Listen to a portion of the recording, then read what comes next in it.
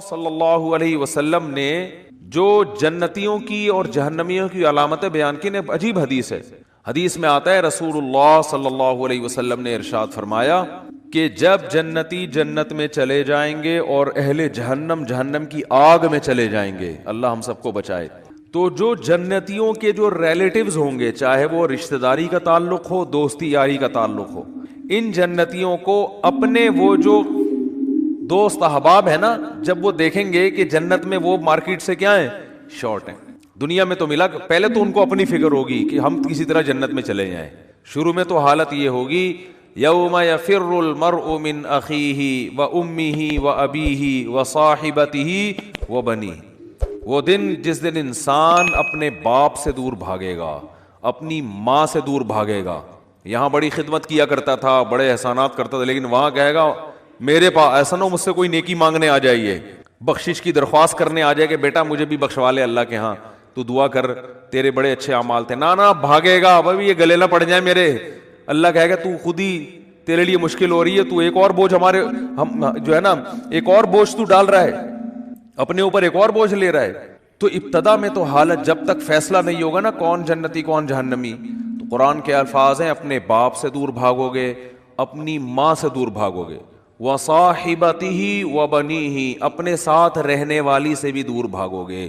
اللہ نے یہ نہیں کہا بیوی سے دور بھاگو گی، بیوی کے لیے زوجہ کا لفظ استعمال ہوتا ہے، یہ اصطلاح استعمال نہیں کی. دیکھو ابا کو اللہ نے ابا کہا، اماں کو اللہ نے اماں کہا، تو بیوی کو بیوی کہنا چاہیے نا.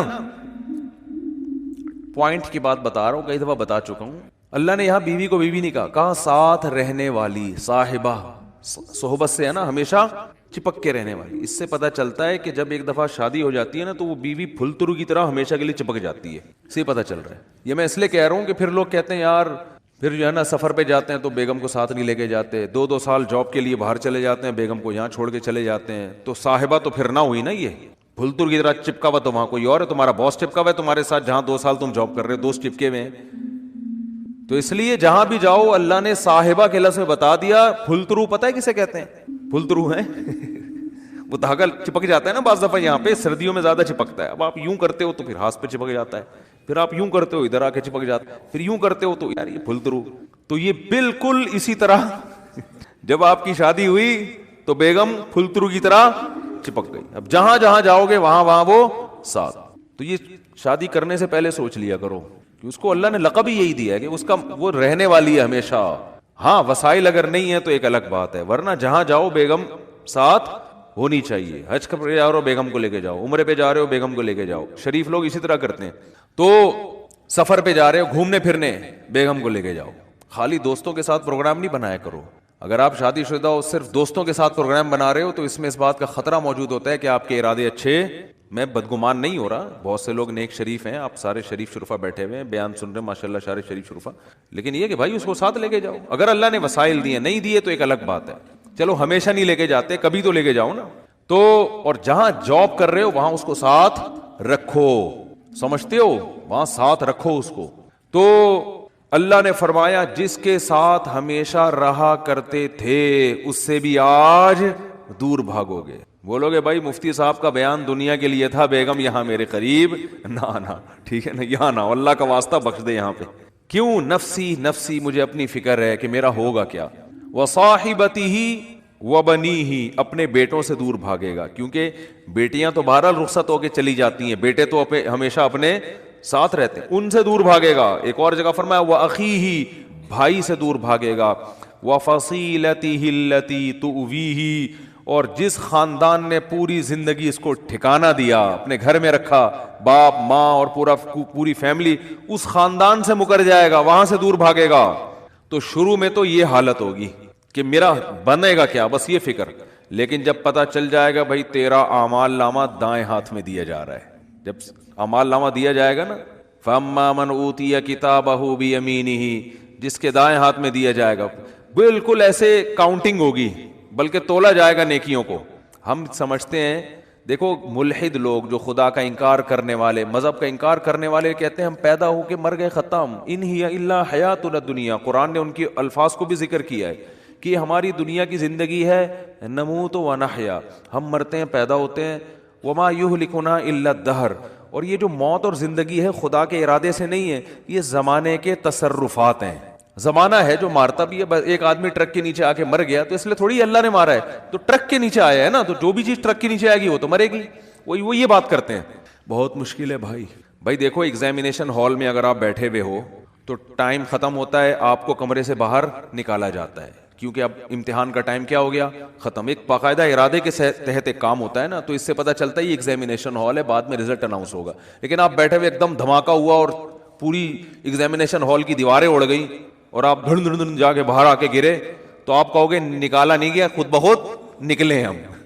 کسی ارادے کے تحت نکالا نہیں گیا ہے, یہ تو ویسے ایک اتفاق ہو گیا کہ دھماکہ ہو گیا, چھتی غائب ہو گئی تو ہم نکل گئے, خود ہی میدان ہی بن گیا. یہ تو ملحد یہی بات کرتا ہے کہ یار یہ کوئی ارادے کے تحت تھوڑی ہمیں دنیا میں نہ لایا جاتا ہے ارادے کے ساتھ اور نہ نکالا جاتا ہے.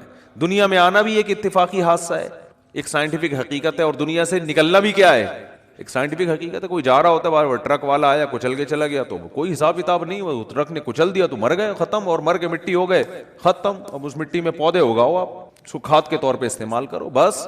تو یہ بات ہمیشہ سے ملحد لوگ کہا کرتے تھے, ان ہی الا حیاتنا الدنیا, یہ صرف ایک دنیا کی زندگی ہے, اس کے بعد کوئی زندگی دوبارہ نہیں ہے. نموت و نحیا, یہاں اتفاق سے پیدا ہو رہے ہیں اور اتفاق سے ختم ہو رہے ہیں. وما یہلکنا الا الدہر, زمانہ ہمیں مارتا ہے. کوئی کرنٹ سے مر گیا تو اللہ نے تھوڑی مارا ہے, وہ کہتے ہیں تو کہ یہ ایسی والوں کی غفلت ہے. اب بجلی کا تار نکلا ہوا ہے, اس نے انگلی لگا دی تو چپک گئے, اور جو ان کو بچانے کے لیے جاتا ہے تو وہ درمیان والا بچ جاتا ہے, بچانے والا کیا وہ سارا کرنٹ ادھر ٹرانسفر کر دیتا ہے, کہہ رہے پارسل کا خاص انتظام ہے نا. تو یہ تو زمانہ ہے, کوئی یہ تھوڑی ہو رہا ہے. تو بھائی یہ دیکھنے میں اتفاقی چیزیں ہیں ساری, مگر یہ ارادے کے تحت ہو رہی ہیں. اس پر تو میں بھی بیان نہیں کروں گا کیونکہ پھر میرا وہ سارا بیان ملحدوں کے خلاف ہو جاتا ہے جو ایتھیسٹ ہے نا, تو وہ پھر سارا ٹاپک پورا چینج ہو جائے گا. کہتے ہیں کہ کسی نے, موت کے فرشتے نے اللہ سے پوچھا کہ اللہ تو نے میرے ذمے ایسا کام لگا دیا ہے کہ ساری دنیا مجھے برا بھلا کہے گی. بھائی کوئی فرشتے بارش برسانے والے سب کہتے ہیں ماشاءاللہ بڑا اچھا فرشتہ ہے, کچھ فرشتے جو ہے نا وہ اور اچھے کام کرتے ہیں. میرا کام کیا ہے, روح نکالنا. تو اللہ میرا تو نے کام ایسا لگایا ہے, یہ ایسی کتابوں میں لکھا ہے, کوئی مستند ہے یا نہیں ہے مجھے نہیں پتا, لیکن اس کا جو مضمون ہے نا وہ بالکل ٹھیک ہے کہ اللہ میرے ذمے کام ایسا لگا ہے بندوں کو مارنا. تو جب بھی میرا نام آئے گا پبلک کے سامنے, لوگوں کے اچھے جذبات نہیں ہوں گے. موت کا فرشتہ ہے بھائی, ایک دم سن کے غصہ آتا ہے نا, تو ہے کیوں کہتے ہیں نا لوگ, جب بھی آئے گا موت کا فرشتہ تو کوئی دوستی لگانا چاہے گا اس سے. دیکھو یہاں ہمیں پتہ چل جائے یہ فرشتہ ہے جو بادلوں کو دھکیلتا ہے, ہواؤں کو چلاتا ہے.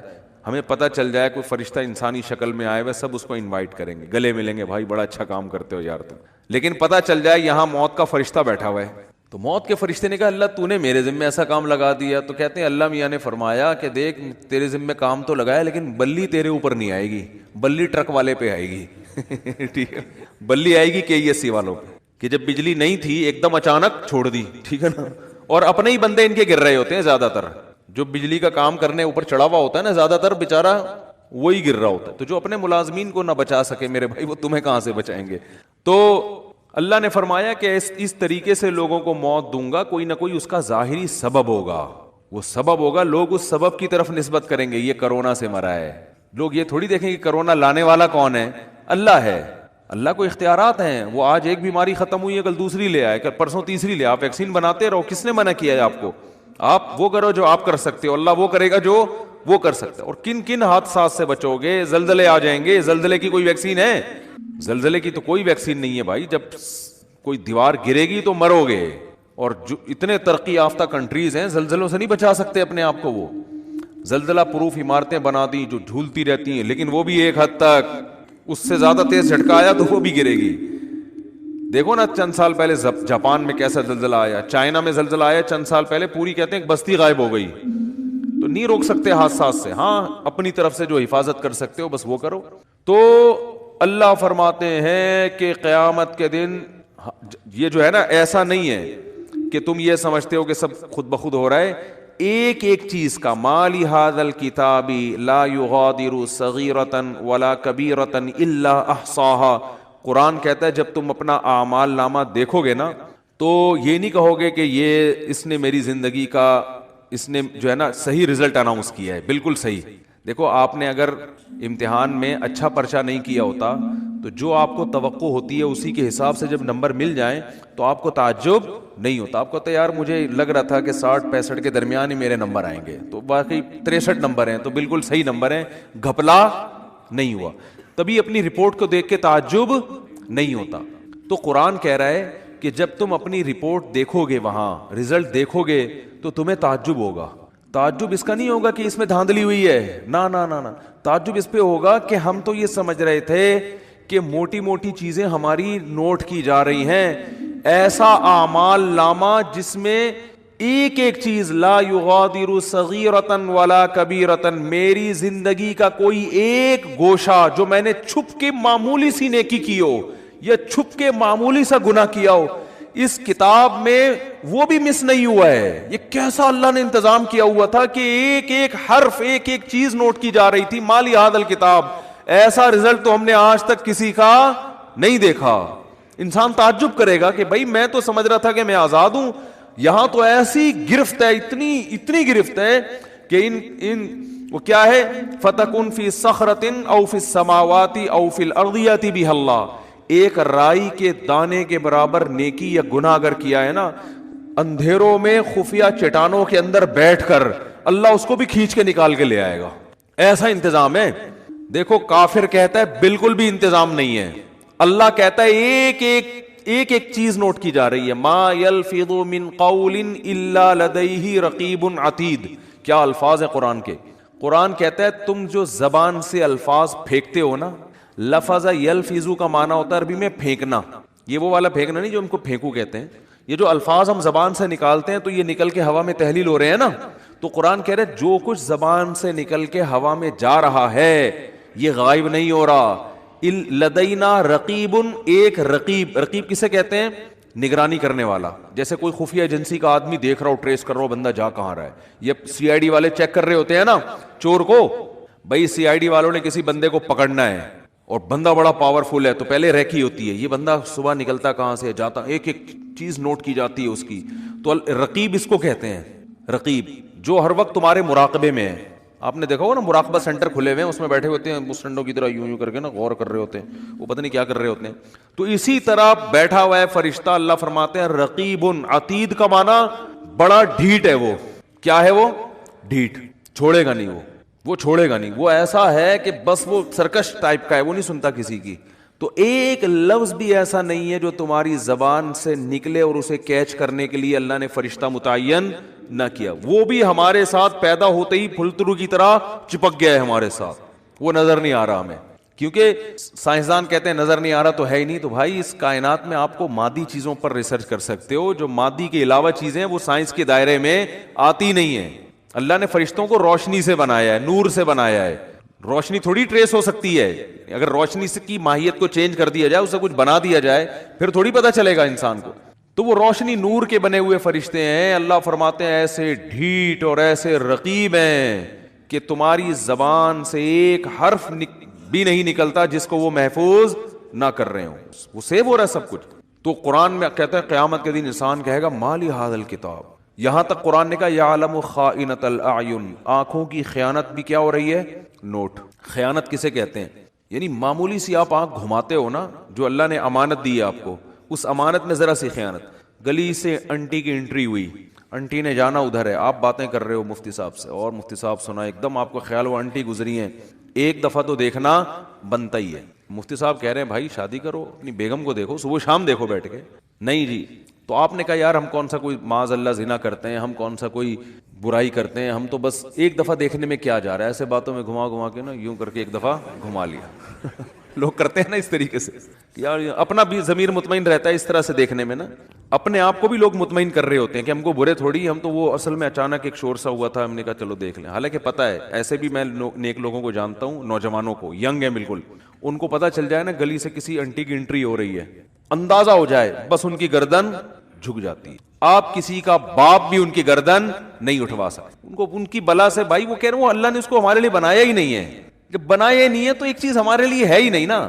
تو جب ہے ہی نہیں تو آپ کیا کرنا ہے, اس کو دیکھ کے حسرت کے علاوہ کچھ بھی حاصل نہیں ہوگا. جو اللہ نے آپ کے لیے بنائی ہے وہ آپ کے گھر میں بیٹھی ہوئی ہے. تو جو نہیں بنائی ہے اس کو دیکھ رہے ہو آپ, تو یہ بد نظری ہے بھی, حماقت بھی ہے, یاد رکھو, اس لیے کہ اس میں دل کے جلنے کے علاوہ کچھ بھی حاصل نہیں ہوتا. اب مثال کے طور پر انٹی اگر بدصورت تھی, وہ آپ نے دیکھ لی, گناہ لازم آ گیا بلا وجہ کا, دیکھ کے ہی آپ بولو گے یار میں سمجھ رہا تھا دیکھنا چاہیے, تو غلط ہو.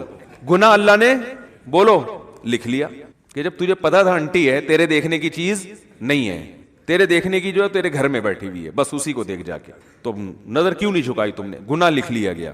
اور اگر دیکھ کے آپ کو اچھی لگی تو یہ تھوڑی کہ جو چیز آپ کو اچھی لگ رہی ہے آپ اس کے پیچھے پیچھے چلے جاؤ گھر تک, ملے گی تھوڑی, ایسے تھوڑی ملتی ہیں کس لوگوں کو انٹیاں, تو ملتی نہیں ہے, کچھ بھی نہیں ہوتا سوائے دل میں کیا پیدا ہوگی, ایک جلن, اور اپنی والی سے کے بارے میں ناشکری پیدا ہو جائے گی کہ یار یہ والی مل جاتی, وہ جو بیٹھی ہوئی ہے نا پھلترو کی طرح, جس کو مفتی صاحب نے کہا چپک گئی, واقعی پھلترو کی طرح ہی چپکی ہوئی ہے وہ, اس کو کسی طرح دائیں بائیں ہو جائے, وہ مر جائے, اللہ کرے. اس طرح ہوتا ہے نا. ایک صاحب میرے پاس آئے, مجھے کہنے لگے, ابھی چند دن پہلے کی بات ہے, ناراض نہیں ہوں گے اس لیے کہ آپ کو کیا پتا کن کی بات کر رہا ہوں.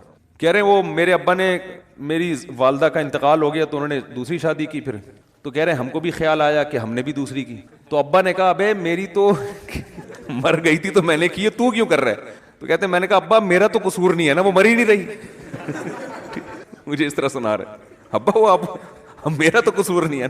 خیر یہ الفاظ ان کے غلط تھے, میں اپریشیٹ نہیں کرتا ان کو. بیگم کو یہ کہنا کہ مر کیوں نہیں رہی, یہ نہیں سوچنا چاہیے. لیکن ایک نارملی میں ایک بات کر رہا ہوں کہ جب آپ رنگ برنگی دنیا میں 10 قسم کی چیزیں دیکھو گے تو اپنی والی کے بارے میں احساس کمتری کا شکار ہوگے, اس سے محبت میں کمی آئے گی, محبت میں کمی آئے گی تو آپ کو خود ہی گھر کا سکون آپ کا برباد ہوگا. حکیم اختر صاحب رحمہ اللہ تعالی بڑی پیاری بات فرمایا کرتے تھے کہ جو نظر کی حفاظت کرتا ہے اس کو پتا ہے بھائی لے دے کے میرے پاس تو میری بیوی کے علاوہ کوئی آپشن نہیں ہے, تو اس کی پھر وہ قدر کرتا ہے, اس کے دل میں اس کے لیے محبت کے جذبات پیدا ہوتے ہیں, محبت کرتا ہے پھر وہ اس سے. میں اکثر واقعہ سناتا ہوں نا ایک گاؤں کے سفر کا. ہم ایک کوئٹہ کے چمن کے قریب ایک گاؤں ہے, وہاں ہم سفر کر کے آ رہے تھے. میں پہلے ہم لوگ دورے کرنے جاتے تھے نا, 2 مہینے کے دورے ہوتے تھے عربی گرامر کے, اس طرح کے ابھی بھی ہوتے ہیں. تو میری عمر میرا خیال 22-23 سال ہوگی اس وقت. تو ہم دورہ کرنے گیا ہوا تھا, ہمارے ایک استاذ بھی تھے, کلاس فیلو تھے, استاذ تو نہیں تھے, تو وہ بھی ہمارے ساتھ 2 مہینے. جب سفر سے ہم واپس آ رہے ہیں نا, ان کے پاس تھی یہ ریوو یا ویگو تو نہیں ہوا کرتی تھی, ویگو ٹائپ کی بڑی گاڑی تھی. ہم بیٹھے ہیں, وہ اسپیڈ سے بھاگے چلا یار. لڑکوں نے کہا کیا ہو گیا بھائی, ان کو ذرا تمیز سے چلا لو یار. اتنی اسپیڈ سے وہ بندہ گھر جا رہا ہے نا کہ ہم نے کہا یہ ہمیں کہیں اور نہ پہنچا دے. پتا چلا انکوائری کہ بھائی یہ شادی شدہ آدمی ہے, ان کو بیگم بہت زیادہ یاد آ رہی ہے. تو ان کی اسپیڈ کیا ہو گئی ہے, ڈبل. کہ یار میں کیوں, نظر کی حفاظت. جب انسان نظر کی حفاظت کرتا ہے اور حرام نہیں دیکھتا تو اس کو اپنی بیگم پھر بہت زیادہ یاد آتی ہے, سمجھ رہے ہو نا. اور آج 2 سال, سب کی بات نہیں کر رہا بھائی, آپ کسی سے بدگمان نہ ہو, 2 سال کے بعد بھی گھر مرجھائے آ رہے ہوتے ہیں. جا رہے ہیں, اب کیا کریں, جانا تو ہے. نادرا میں تو وہی ڈالی ہوئی ہے نا, وہی والی بیوی ڈالی ہوئی ہے نادرا, رجسٹریشن تو اسی کی ہوئی ہوئی ہے, قانوناً تو وہی ہے. جا رہے ہیں, اسپیڈ سلو ہوتی چلے. گھر کے باہر آئے گا, بیل تھوڑی دیر سوچنے کے بعد بجائے گا, بجاؤ نا, کیونکہ اندر سے وہی نکلے گی. آپ نے دفتروں میں اتنی دیکھ لی ہیں حسینائیں لیلائیں, اتنی عورتوں سے گپ شپ, فون پہ بات, اور کیا کچھ رنگینیاں دنیا میں دیکھ لی آپ نے. اب تو باہر جانے کی بھی ضرورت نہیں ہے نا, یہیں دفتروں میں رنگینیاں گورنمنٹ نے انتظام کیا ہوا ہے, بالکل کو ایجوکیشن سسٹم ہے, اور ٹیچر اتنی فیمیل لڑکیوں کو پڑھا رہے ہیں. جب وہ جوان کنواری لڑکیوں کو ٹیچر دیکھے گا, میل ٹیچر یونیورسٹیوں میں, تو اس کو اپنی 40 سالہ اچھی لگے گی, بتاؤ نا. وہ تو صبح شام اب 20 لڑکیاں بیٹھی ہوئی ہیں, 20 میں کوئی تو ایسی ہوگی نا جو بہت زیادہ اس کے من کو بھا جائے, صحیح ہے نا, بہت زیادہ بھا جائے, کوئی تو ہوگی نا. وہی ایک اس کے دل میں فاسد برے خیالات لانے کے لیے اور بیوی کی محبت نکالنے کے لیے وہ ایک بھی کافی. میں شریف آدمیوں کی بات کر رہا ہوں جو صرف یعنی کوئی دوستیاں نہیں لگاتے, اور اگر ان میں دوستیاں لگانے والے بھی ہو گئے, جو کہ زیادہ تر لوگ پھر تعلقات بھی رکھتے ہیں, دوستیاں لگانے والے بھی ہو گئے, پھر تو گھر کا بیڑا غرق ہو رہا ہے. یونیورسٹیوں میں گرل فرینڈ بوائے فرینڈ کا سسٹم آپ دیکھو, دوستیاں بھی لگا رہے ہیں, باتیں بھی کر رہے ہیں, وہ بھی ہنس کے باتیں, یہاں سے بھی ہنس کے باتیں. بیگم تھوڑی 24 گھنٹے اس طرح سے ہنس کے بات کرے گی بھائی, وہ اب تو ایک ریئل لائف میں آپ داخل ہو چکے ہیں نا. ریئل لائف تو ایسی تھوڑی ہوتی ہر وقت یوں بیٹھ کے مسکرا کے, تھک گئے یار اب بیگم ادھر جا کے سو, مجھے یہاں سونے دو, ٹھیک ہے نا, ہر وقت تھوڑی ہوتی ہے. تو ریئل لائف میں نہیں ہوتا، لیکن وہ گرل فرینڈ ہے، اس کو آپ بیلنس ڈال کے دے رہے ہو، وہ آپ کی شاگرد ہے، آپ پروفیسر ہو، وہ آپ کی پرسنالٹی سے متاثر ہے، آپ اس کے حسن و جمال سے متاثر، تو ان چیزوں نے ہمارے گھروں کا سکون برباد. اور ان چیزوں پہ جب میں بات کرتا ہوں سب سے زیادہ مخالفت خواتین کرتی ہیں، حالانکہ آپ کے حقوق کی بات کر رہے ہیں. خواتین کہتی ہیں یہ مولوی لوگ چاہتے ہیں عورتوں کو پردوں میں جھونپڑیوں میں بند کر دیا جائے، ان پہ اتنے بڑے بڑے لفافے ڈال دیے جائیں، ان کے اوپر رضائیاں کمبل ڈال کے ان کو چھپا دیا جائے، تو ہم تو آزاد ہیں. تو ٹھیک ہے آپ آزاد ہو جاؤ، لیکن جب آپ کی شادی ہوگی نا تو پھر میاں بھی آزاد ہوگا، پھر میاں بھی کیا ہوگا؟ آزاد. پھر وہ آنکھ مٹکے کرے تو ٹینشن نہ لیا کرو، پھر بولو کہ بھائی ٹھیک ہے آنکھ مٹکا کرنا اس کا بھی رائٹ ہے، کیونکہ اتنی لڑکیاں جب وہ نیم برہنہ ہو کے آتی ہیں تو اس لیے تو آ کے آتی ہیں، مرد دیکھیں ان کو، جب وہ آ رہی ہیں تو وہ تو دیکھ اس لیے تو آ رہی ہیں. اسلام نے کہا تھا بھائی اپنے آپ کو ڈھانپو، کور کرو اپنے آپ، کیونکہ اسلام چاہتا ہے کہ عورت کو اللہ نے مرد کے لیے بنایا، تو جس عورت کو بنایا ہے نا مرد اسی تک رہے محدود، دائیں بائیں جانے کی کوشش بولو نا نہیں کرے. تو میں نے وہ جو ہمارے دوست پٹھان تھے ایسی اسپیڈ سے وہ گاڑی چلا رہے تھے، تو اس وقت ہمیں اندازہ ہوا، ہم نے کہا دیکھو یار، ہم تو کنوارے تھے، چھڑے چھاٹ تھے اس وقت، تو ہمیں اندازہ ہوا دیکھو شادی شدہ، ہم تو اس وقت ہمیں کیا دنیا کا پتا تھا، ہم نے کہا دیکھو یار شادی شدہ آدمی اپنی بیوی سے کتنی محبت کرتا ہے، ان کی اسپیڈ دیکھو آپ. اچھا ہم تو گھر جا رہے تھے اپنے، ہم بھی جا رہے تھے، تو ہماری تو چونکہ شادی نہیں ہوئی تھی، ہماری اسپیڈ نارمل تھی ہم نارمل اسپیڈ سے جا رہے تھے، اور اگر نہیں بھی جاتے تو بھی کوئی ٹینشن نہیں تھی. ہم کہتے چلو 2 مہینے کا ایک اور دورہ کرا لو یار، 2 مہینے ہو گئے، ایک اور 2 مہینے کا رک جاتے ہم. اب ہم سے بھی نہیں رکا جاتا، ہم سے بھی نہیں رکا جاتا. جب انسان کی شادی ہو جاتی ہے پھر اس کو گھر اچھا لگتا ہے، دل چاہتا ہے میں گھر میں زیادہ ٹائم گزاروں، سفر اس پہ مشکل ہو جاتی ہے اس کے لیے. لیکن اگر آپ عیاشی کرو گے میرے بھائی، آپ آنکھ مٹکوں میں زیادہ دل لگاؤ گے تو پھر گھر آپ کو ٹینشن لگنے لگے گا. محبت ہوگی مگر اتنی نہیں جتنی ہونی چاہیے. تو اس میں خواتین ہی کا فائدہ ہے کہ مرد کو نظر جھکانے کا اور عورت کو اپنے آپ کو چھپانے کا حکم دیا. عورت کو حکم ہے اپنے آپ کو چھپائے، مرد کو حکم ہے اپنی نظروں کو جھکائے.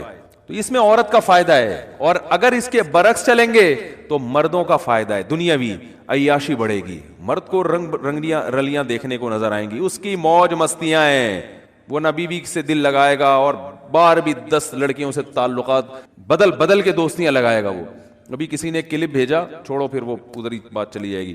تو اللہ نے کیا فرمایا؟ یعلم خائنۃ الاعین، آنکھوں کی خیانت کو بھی وہ جانتا ہے، نوٹ کر رہا ہے. تو آپ نے ذرا سا نظر اٹھائے نا انٹی کو دیکھنے کے لیے، تو بس اللہ نے کیا کر لیا؟ فرشتوں کا اس کو نوٹ کر لو، یہ لکھو، یہ اس کا حساب بولو دینا پڑے گا کہ یہ آنکھیں اللہ نے دی تھیں، ان کو غلط استعمال کیوں کیا. ہاں اگر توبہ کر لیا آپ نے، اس لیے کہہ رہا ہوں کتنے لوگ پتہ نہیں کتنی انٹیاں دیکھ کے آئے ہوئے ہوں گے، اللہ معاف فرمائے صحیح ہے نا.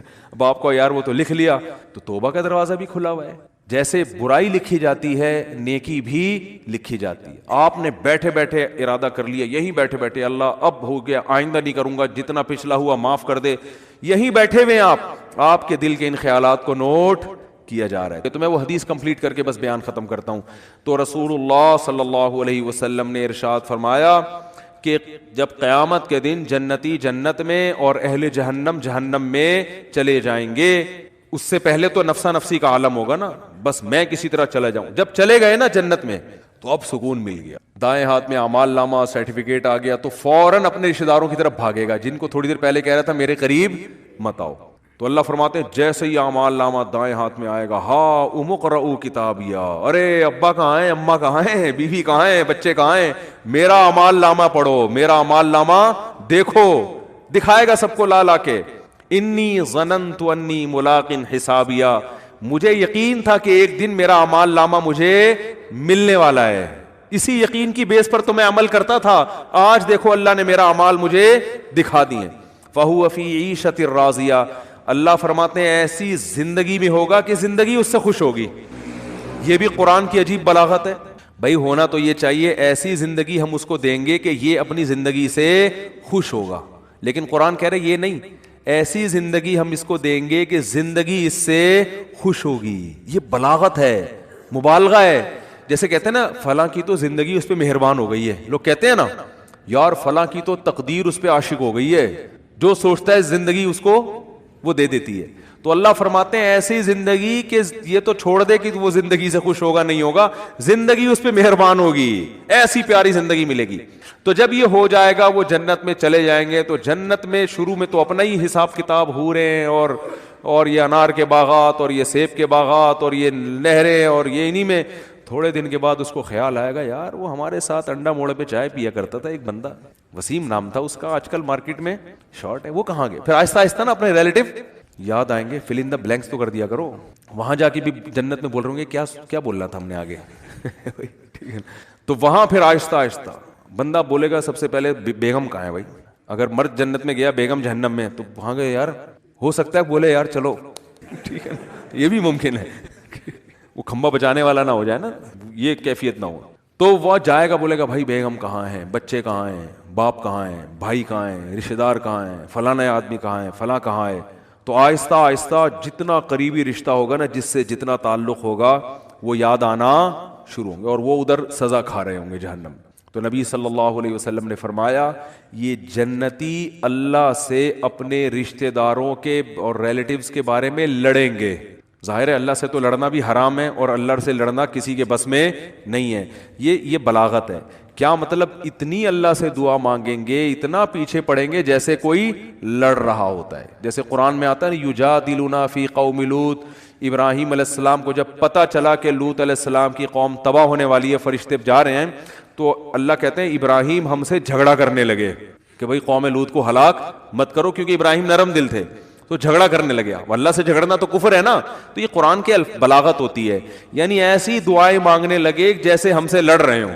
جیسے کوئی فقیر چپک جائے نا آپ کے ساتھ, او بھائی 5 روپے دے دے, 5 روپے دے دے, آپ کہیں لڑ کیوں رہا ہے یار, کہتے ہیں نا لڑ کیوں رہا ہے, اور جان چھڑانے کے لیے بعض دفعہ اس کو پیسے دے دیے جاتے ہیں. پتہ ہے مستحق نہیں ہے, لیکن یار جیسے چپک ہی گیا, پھلترو کی طرح چپک. پھلترو لفظ یاد رکھو, صحیح ہے نا. ٹھیک ہے. تو اللہ نے یہ قرآن کے الفاظ ہیں نا, ایسے الفاظ, قرآن بلاغت ہے یہ. تو حدیث میں آتا ہے کہ اللہ سے جھگڑا کرنا شروع کر دیں گے, یعنی اتنا زیادہ مانگیں گے گویا کہ جھگڑ. یاد آئیں گے یار ہمارا دوست تھا وہ جہنم میں, آگ میں. تو اللہ تعالیٰ ان کے لیے, ہاں وہ جو اصل میں حدیث سنا رہا تھا نا, تو اتنی لمبی تمہید ہو گئی, وہ کہیں گے اللہ سے جا کے اے اللہ بہت سے ایسے ہمارے دوست احباب رشتہ دار تھے, یصلون معنا ویصومون معنا, جو ہمارے ساتھ نمازیں پڑھا کرتے تھے, رمضان کے روزے رکھا کرتے تھے, مگر آج وہ ہمیں جنت میں نظر نہیں آ رہے. اس سے کیا پتہ چلتا ہے, وہ بھی یہ بتائیں گے کہ وہ مسلم تھے, کیونکہ یہ کافر کے بارے میں تھوڑی خیال آئے گا ان کو. ہائے ہائے کیسے سمجھائیں یار, یہ کافروں کے بہت, کافر کا تو پتہ ہے کہ دنیا میں اللہ نے مغفرت پہ پابندی لگائی ہوئی ہے, تو آخرت میں کہاں سے ہوگی. کافر کا تو دیکھ رہے ہیں اللہ ابراہیم علیہ السلام اپنے باپ کو نہیں بخشوا سکیں گے, تو ہم کون سا ابراہیم علیہ السلام سے آگے نکل گئے کیا. تو یہ اپنے مسلم ریلیٹیوز کے بارے میں, تو ان کا اسلام ثابت کرنے کے لیے اللہ کے سامنے حوالہ کیا دیں گے, اے اللہ وہ نماز بھی پابندی سے پڑھا کرتے تھے, رمضان کے روزے بھی رکھتے تھے, مسلم ہیں, لیکن آج ہمیں نظر نہیں آ رہے. گناہ تھے, زنا تھے, چوری تھی, کچھ بھی تھا. اس سے اندازہ لگاؤ وہاں بھی ان کو اپنے ریلیٹیوز کا مسلمان ہونا ثابت کرنے کے لیے شناختی کارڈ نہیں دکھائیں گے وہ, کہ اللہ یہ دیکھو نادرس میں لکھا ہوا تھا انہوں نے اسلام. وہاں بھی اللہ ثبوت مانگے گا, اسلام کا ثبوت کیا تمہارے پاس, تو ثبوت پیش کریں گے. اللہ تو جانتا ہے, تو اعمال نامہ نکال کے دیکھ لے, نمازوں میں ہمارے ساتھ کھڑے ہوتے تھے, رمضان کے روزوں میں ہمارے ساتھ ہوتے تھے, روزے نہیں چھوڑتے تھے رمضان کے, اور نہ نماز چھوڑتے تھے, کیونکہ اسلام کا رکن ہے نا یہ. تو پھر اللہ حدیث میں آتا ہے حد بندی کرے گا. اچھا تو ایسا کرو, جیسے حد بندی ہوتی ہے نا, گورنمنٹ جیسے بعض موقعوں پہ جیل کے قیدیوں کو چھوڑتی ہے, تو انتہائی سنگین نوعیت کے مجرموں کو رکھا جاتا ہے, اس سے کم درجے کے مجرموں کو چھوڑ دیا جاتا ہے, اور کچھ کو تخفیف کر دی جاتی ہے کہ بھائی ٹھیک ہے سزا تو تھی 14 سال, لیکن سفارش کی وجہ سے وہ کیا کی جا رہی ہے, 7 سال کی جا رہی. تو اللہ حد بندی کریں گے, کیونکہ کچھ ایسے نمازی ہوں گے چھوٹے موٹے گناہ تھے, کچھ چھوٹے تو گناہ کی وجہ پہ جہنم میں نہیں جاتا, یعنی کبیرہ جو دوسروں کی نسبت چھوٹے تھے, ایک آدھ دفعہ کبیرہ گناہ ہوا, توبہ نہیں کی, مر گئے, تو اللہ کہیں گے چلو ان کی سزا تو بنتی تھی, مگر میں تمہاری سفارش کی وجہ سے ان کو جہنم کی آگ سے نکال رہا ہوں. تو حدیث میں آتا ہے وہ نکال لیں گے, جنتی آرام سے بیٹھ جائیں گے, بھائی چلو نکل گئے, بھائی وسیم بھائی بھی آ گئے. وسیم بھائی بھی جنت میں بھی ہوں گے, ایسا نہیں ہو کہ وسیم کو آپ بولیں گے. تو میں جن وسیم کی بات کر رہا ہوں ان میں سے کوئی بھی میرا بیان اس وقت نہیں سن رہا. تو جنتی نکالنے کے بعد پھر کہیں گے, پھر تھوڑا عرصہ گزر جائے گا، پھر خیال آئے گا بھائی وہ تو اپنا دوست تھا یار، اس کو بھی تو نکالنا ہے بھائی. پھر حدیث میں آتا ہے نبی صلی اللہ علیہ وسلم فرماتے ہیں اللہ سے آ کے سفارش کریں گے. پھر حدیث کے ظاہری الفاظ یہی ہیں، اللہ سے کیا کہیں گے؟ ہمارے ساتھ نماز پڑھا کرتے تھے اور ہمارے ساتھ روزہ رکھا کرتے. تو بے نمازی کا تو تذکرہ آ ہی نہیں رہا کہ جنت میں جائے گا. سمجھ میں آ رہی ہے بات؟ بے نمازی کا تو کہیں تذکرہ ہی نہیں آ رہا کہ بھئی اپنا اسلام تو ثابت کرو. تو حدیث میں آتا ہے کہ پھر اللہ تعالیٰ اور پھر حد بندی کریں گے اور پھر کہیں گے چلو بھائی بے نمازی کا بھی آئے گا، بالکل اینڈ میں آئے گا وہ. یعنی یہ بھی یاد رکھیں گے اپنے نمازیوں کو کہ اللہ وہ تو مسلمان تھے، ہم ان کی گواہی دیتے ہیں اسلام کی. بالآخر یہ نکالتے نکالتے ختم. پھر نبی صلی اللہ علیہ وسلم نے فرمایا کہ نبی صلی اللہ علیہ وسلم سفارش کریں گے، کیونکہ آپ کے تو ریلیٹو محدود ہیں نا، کسی کے 10 ہیں، کسی کے 15 ہیں، سب نکل گئے بھائی. اس سے کہیں اس میں نہ آئے کہ چلو ہمارے فلاں نے ہم کو نکال دیں گے، لیکن جائیں گے بھی تو سزا بھی تو کھائیں گے بھائی. وہ تھوڑے دن کی تھوڑی ہے، وہ تو تھوڑی سزا بھی بہت ہے. تو سفارش تو ہوگی، شفاعت بھی ہوگی، یقینا برحق ہے. اہل سنت والجماعت کا عقیدہ ہے کہ شفاعت ہوگی. جہنم میں جس کو جتنی سزا اس کی بنتی ہوگی نا، کافر کے علاوہ کسی کو بھی پوری سزا ملے گی نہیں. جیسے دنیا کا قانون ہوتا ہے نا، اتنے سال قید با مشقت، وہ ریٹرن میں کچھ اور ہوتا ہے، پریکٹیکلی کچھ اور ہوتا ہے. تو ریٹرن میں تو اللہ کے ہاں لکھا ہوا ہے کہ زانی اتنے سال جہنم میں جلے گا، قاتل اتنے سال جہنم میں جلے گا، فلاں اتنے سال. لیکن یہ ریٹرن میں اصل سزا وہی ہے. لیکن پریکٹیکلی کیا ہوگا کہ سفارشوں کی بیس پہ سزائیں کم ہوتی چلی جائیں گی. بھئی اس کے اتنے سال تھے اتنے کم ہو گئے، اتنے سال تھے اتنے کم ہو گئے. تو نبی صلی اللہ علیہ وسلم نے فرمایا، یہ بھی حدیث میں کمپلیٹ کر دیتا ہوں، اگرچہ یہ موضوع کا حصہ جتنا تھا وہ میں نے بیان کر دیا، لیکن بڑی دلچسپ حدیث ہے. آپ صلی اللہ علیہ وسلم نے فرمایا پھر نبی کا رشتہ امتیوں سے کس کا ہے؟ امتی ہونے کا. آپ صلی اللہ علیہ وسلم پھر اپنی امت کو نکالیں گے. وہ بھی اللہ حد بندی کرے گا کہ اتنے اس لیول کے لوگوں کو جن کے گناہ اس نوعیت کے تھے ان کو آپ کی سفارش سے نکالا جائے گا. یہاں تک کہ آپ صلی اللہ علیہ وسلم نے فرمایا کہ میں بھی سفارش ختم کر دوں گا، جتنے لوگوں کو نکالنا تھا. تو اللہ کہے گا کہ کوئی ہے مزید سفارش کرنے والا؟ آواز آئے گی بھئی اب کوئی بھی نہیں ہے. اللہ کیا پیارے الفاظ ہیں یار حدیث کے. اللہ فرمائیں گے هل يبقى الا الرحمن، جو رحمان ہے سب سے زیادہ رحم کرنے والا وہ تو ابھی باقی ہے.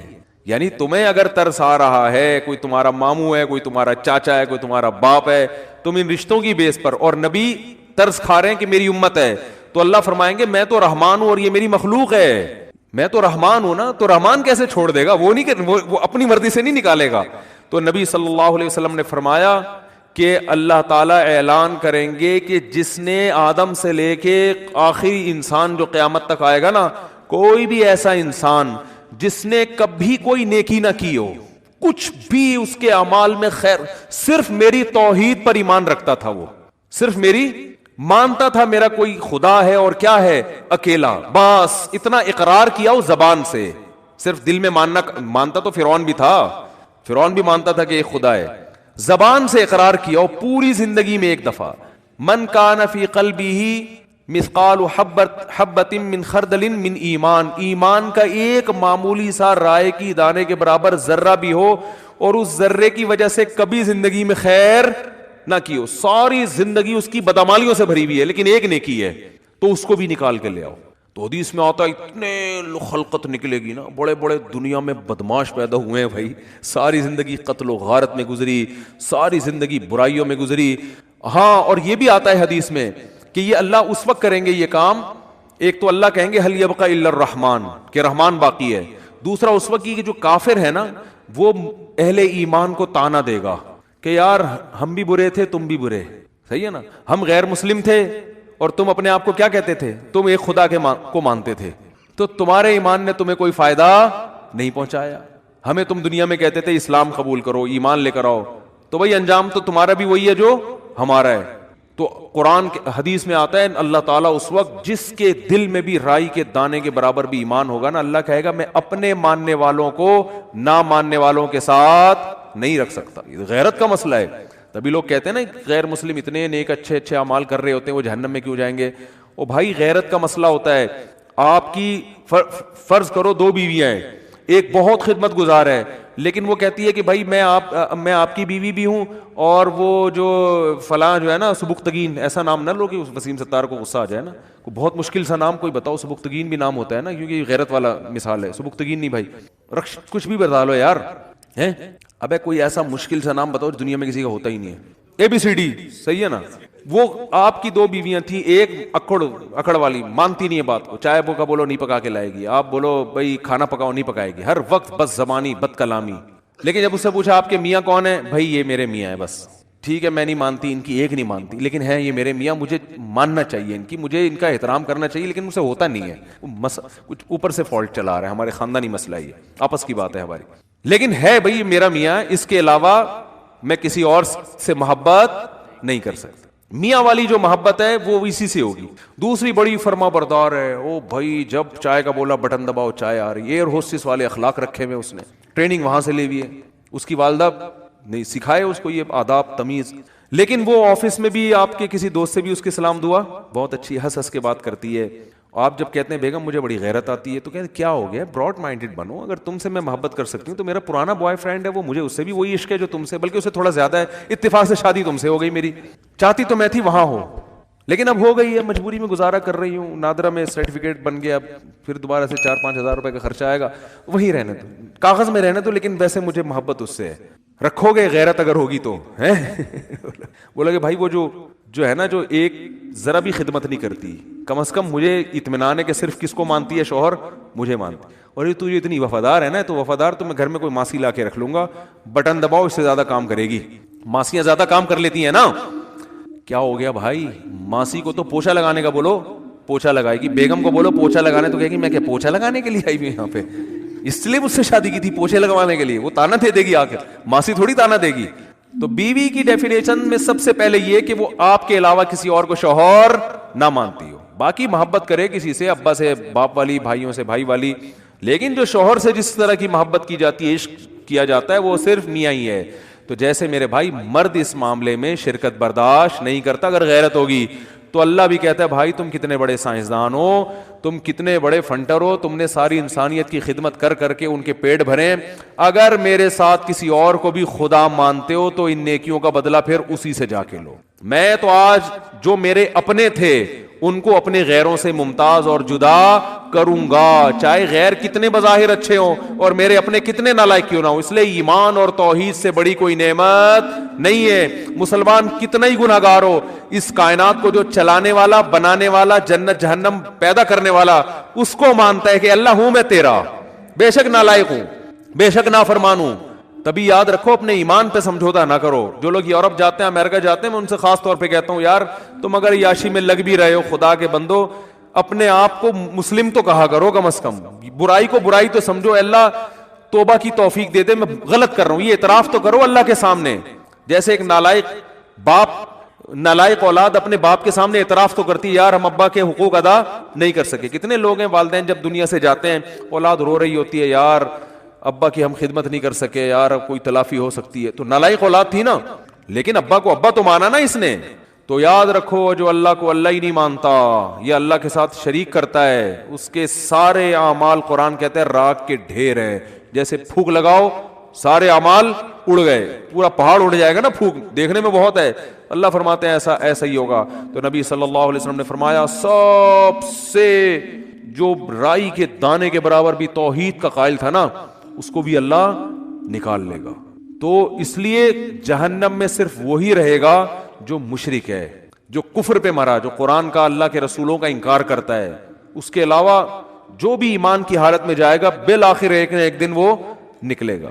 تو اس لیے میرے بھائی جو میں اصل حدیث سنا رہا تھا کہ جہاں بھی ایمان اور اسلام کی بات آئی ہے قرآن و سنت میں, وہاں نماز لازمی ساتھ میں چپکی ہوئی ہے. تو اس لیے آپ کو نماز تو پڑھنی ہی پڑھنی ہے, اس میں تو نو کا آپشن ہے ہی نہیں. یہ ثابت کرنے کے لیے ہم کیا ہیں, مسلم ہیں, مرد کو بھی عورت کو بھی.